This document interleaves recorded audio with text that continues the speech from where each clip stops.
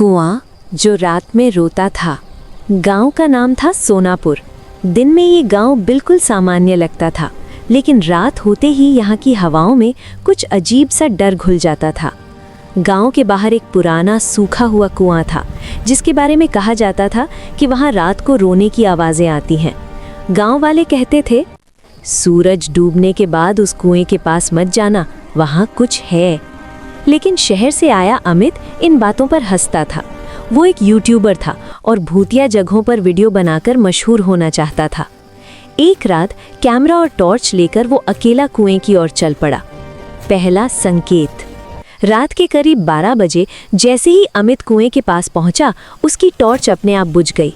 तभी झप झप, जैसे कुएं में कोई चल रहा हो। अमित ने कैमरे में कहा, दोस्तों ये सिर्फ हवा की आवाज़ है। लेकिन तभी कुएं से एक औरत की धीमी सिसकने की आवाज़ आई। मुझे बाहर निकालो। अमित का दिल जोर से धड़कने लगा, लेकिन व्यूज़ के लालच में वो कुएं के और करीब चला गया। साया। अचानक अमित को लगा जैसे कोई उसके पीछे खड़ा है।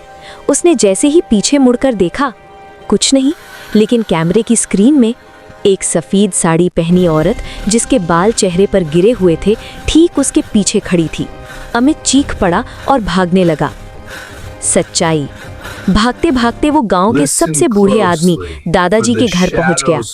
दादाजी ने कांपती आवाज में कहा, तू उसे देख आया ना, कुएं वाली को? उन्होंने बताया कि 20 साल पहले एक औरत को झूठे इल्जाम में जिंदा कुएं में धकेल दिया गया था। मरते वक्त उसने कहा था, जो मुझे देखेगा मैं उसे अपने साथ ले जाऊंगी। अंतिम रात। उस रात अमित अपने कमरे में सो नहीं पाया। अचानक आधी रात को टप टप फर्श पर पानी टपकने लगा। कुएं का पानी। दीवार से वही आवाज आई, अब मेरी बारी है। कमरे का शीशा टूटा और वही औरत बाहर निकली। उसकी आंखें पूरी काली थीं। अमित चीख भी नहीं पाया। सुबह सुबह गांव के लोग कुएं के पास जमा थे। कुएं के अंदर एक कैमरा तैर रहा था और साथ में अमित की जैकेट। उस दिन के बाद कुएं से 2 आवाज़ें आने लगी, एक औरत की और एक आदमी की। अंतिम पंक्ति। Video and line.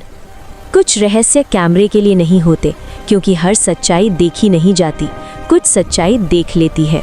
I ghost.